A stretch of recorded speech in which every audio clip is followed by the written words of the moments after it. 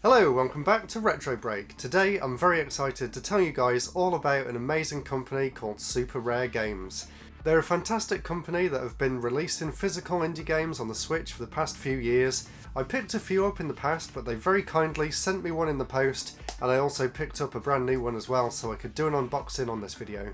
But before I get into the unboxing of these two games here, I just want to talk a little bit about the company and why it's so good and why it's so important, and it means so much to me and a lot of other people out there on the internet as well. So companies like this are really important to me and a lot of other people for several reasons. One, it's about game preservation. I'm sure you guys will remember that a few years ago Nintendo decided to shut down the WiiWare store on the Wii, and along with it a load of indie games got lost forever. So when companies come around and they make physical releases like this of indie games, this one in particular was actually made on the Wii originally, so it's so cool to be able to finally get a physical version of World of Goo. That is just amazing in and of itself. But the fact that these games are getting physical releases, it means that if the stores ever shut down for whatever reason, the games are still available to play.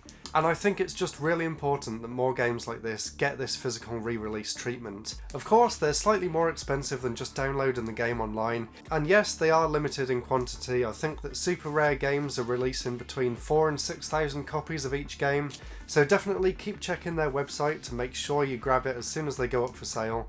They've also got something going at the minute where you can buy 3 games in a set, and when the next one comes out you get it straight away so you don't have to worry about missing out on it. The best thing for me so that you don't miss out on the games is to either sign up for their newsletter or set an alert on Twitter, so whenever they tweet out a new announcement you'll be the first to know and you can go straight on there and pick them up. So that's enough about the company and why it's so important. I could go into lots more reasons, and I'm sure you guys have your own thoughts and opinions on what you feel about physical re-releases of indie games, so let me know down in the comments what you think about that.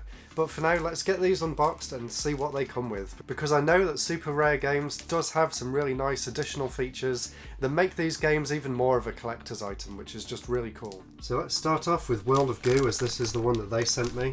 So you can see it comes with this really nice little card here to say thanks for your purchase, and it's got some links to their Instagram and Twitter on the bottom, so I'll put links to them in the description. And then it's really nicely wrapped up with this little Super Rare sticker on the front there. So let's try and peel that off.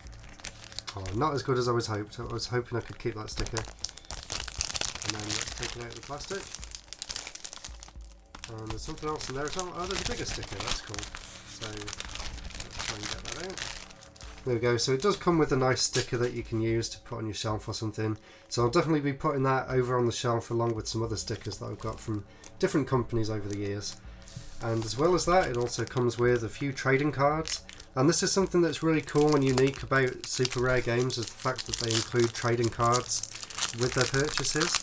And there's actually other trading cards to get, so it's really cool to find other collectors who are also collecting these cards and want to try and get a full set. So that's really nice, and they're all, of course, for the game in question. So this one is for World of Goo, and I'll open up the other one in a minute and you can see what they look like too. So that's a really nice little addition, and it's just something really cool and collectible that you wouldn't get otherwise. And here's the box. They do a really nice job with the packaging. As you can see, it looks just like an official release, really. So just like any good game packaging, it's got one of these nice, easy to open strips like that. So that's great. Slide that off. Slide that off and let's see what's inside. There we go. So another thing that I really like about these companies is the fact that they put so much effort into the packaging. So as well as the game and the nice box art, you also get a full colour instruction manual, which is just fantastic. This one's actually looks like concept art for the game, which is really cool to see. So it's not really an instruction manual, this is more like a little art book, which is just amazing. How cool was that? I didn't even know it came with this. I'm actually quite excited about that. So there we go. Some really nice sketches on that side and then a cleaned up version on the other side. So that's really cool. And then of course, you get the cartridge, which is one of the big reasons for collecting the games like this. So you can actually add that to your proper game collection and say that you've got a physical version of an amazing indie game. So here we go. This is the next one. This one's called Octahedron. So as you can see, once again, it comes with a Super Rare sticker and some trading cards. So let's see what's different about these ones.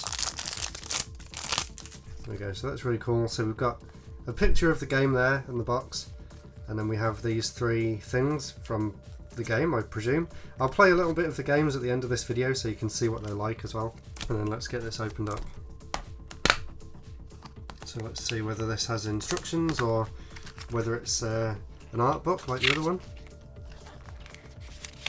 So this one's kind of instructions. It's got a little bit of how to play there and then some credits and then a look at some of the characters, which is really cool. So yeah, I just love the extra effort that they put into making these games feel like something more. And then there's some actual concept art in the back as well. That's really cool.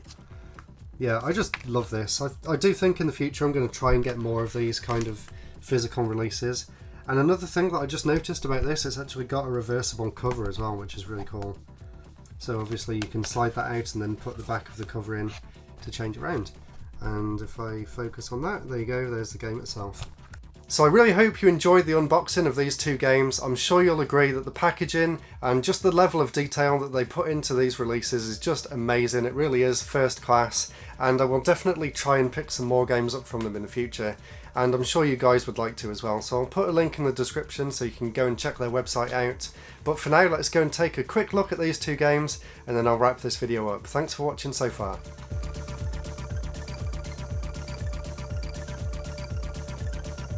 So the first thing I noticed when I booted up World of Goo is just how cool the control system is. Of course, the game was originally released on the Wii, and they've somehow managed to turn the Switch Joy-Con into a Wii remote, including full pointer functionality. Which, it works surprisingly well considering there's not actually any sensor in it. It asks you at first when you boot the game up to put it down on the table to calibrate it, and then after that it just seems to work just like a Wii remote, so let's see what the game's all about.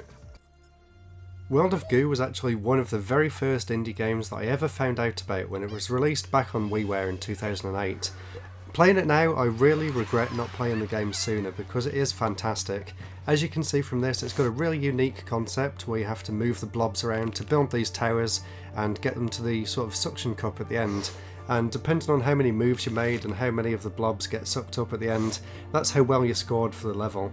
I played a good few levels while I was recording this and I had an absolute blast doing so, and I'm definitely going to go back and play some more of the game in the future.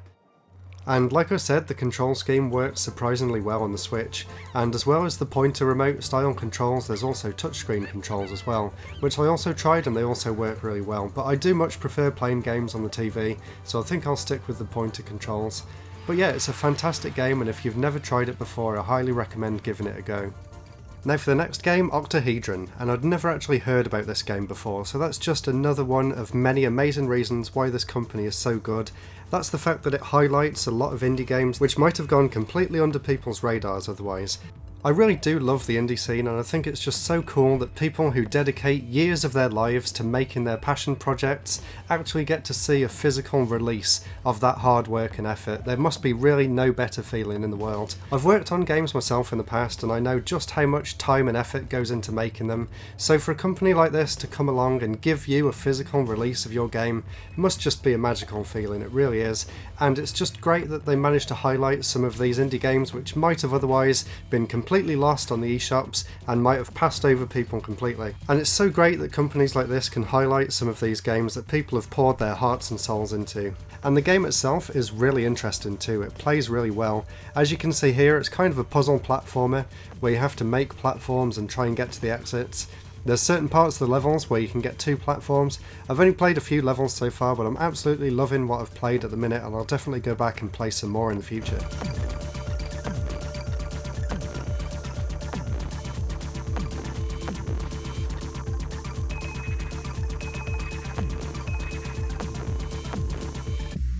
I really hope you enjoyed this episode as much as I did making it. Thank you so much to Super Rare Games for sending me this, and I will definitely keep buying more games from you guys in the future. You're doing an amazing job, and it means so much to a lot of people. Thank you all so much for watching. Don't forget to comment, subscribe, let me know what you think about this company and some of the games that they're releasing. And also let me know in the comments what indie games you'd like to see them release next, and maybe I can pass the message on. That'd be something that would be really cool for both of us. Please subscribe if you enjoyed this video. I had a lot of fun making it, and I've got so many more videos planned for the rest of the year that I'm really excited to get working on. So that's it for this episode. I hope you all stick around for the next one. Goodbye!